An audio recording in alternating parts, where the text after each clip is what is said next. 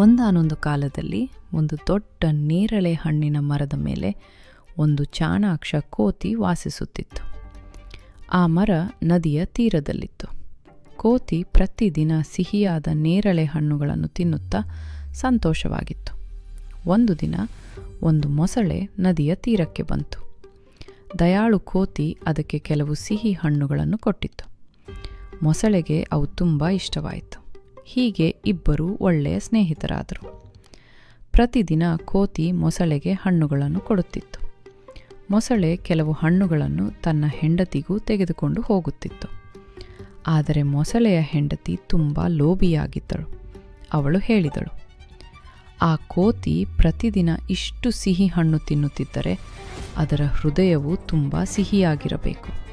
ನನಗೆ ಅದರ ಹೃದಯ ಬೇಕು. ಮೊಸಳೆ ದುಃಖಪಟ್ಟರೂ ಹೆಂಡತಿಯ ಮಾತು ಕೇಳಿತು. ಮರುದಿನ ಮೊಸಳೆ ಕೋತಿಯನ್ನು ಮನೆಗೆ ಊಟಕ್ಕೆ ಆಹ್ವಾನಿಸಿತು. ನನ್ನ ಬೆನ್ನಿನ ಮೇಲೆ ಕುಳಿತುಕೋ, ನಾನು ನಿನ್ನನ್ನು ನದಿಯ ಆಚೆಗೆ ಕರೆದೊಯ್ಯುತ್ತೇನೆ ಎಂದಿತು. ಕೋತಿ ಸಂತೋಷದಿಂದ ಅದರ ಬೆನ್ನಿನ ಮೇಲೆ ಕುಳಿತಿತು. ನದಿಯ ಮಧ್ಯದಲ್ಲಿ ಮೊಸಳೆ ಸತ್ಯ ಹೇಳಿತು, ನನ್ನ ಹೆಂಡತಿಗೆ ನಿನ್ನ ಹೃದಯ ಬೇಕಂತೆ. ಕೋತಿ ಭಯಪಟ್ಟಿತು, ಆದರೆ ಶಾಂತವಾಗಿಯೇ ಇತ್ತು. ತಕ್ಷಣ ಒಂದು ಚತುರ ಯೋಚನೆ ಮಾಡಿತು.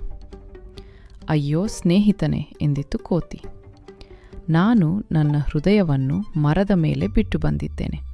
ಮೊದಲು ಹಿಂತಿರುಗೋಣ. ಮೂರ್ಖ ಮೊಸಳೆ ಅದನ್ನು ನಂಬಿತು.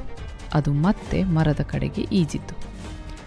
ತೀರ ತಲುಪಿದ ತಕ್ಷಣ ಕೋತಿ ಮರದ ಮೇಲೆ ಹಾರಿ ಸುರಕ್ಷಿತವಾಗಿ ಕುಳಿತಿತು. ಅದು ಹೇಳಿತು, ನೀನು ನಿಜವಾದ ಸ್ನೇಹಿತನಲ್ಲ. ಯಾರು ಹೃದಯವೇ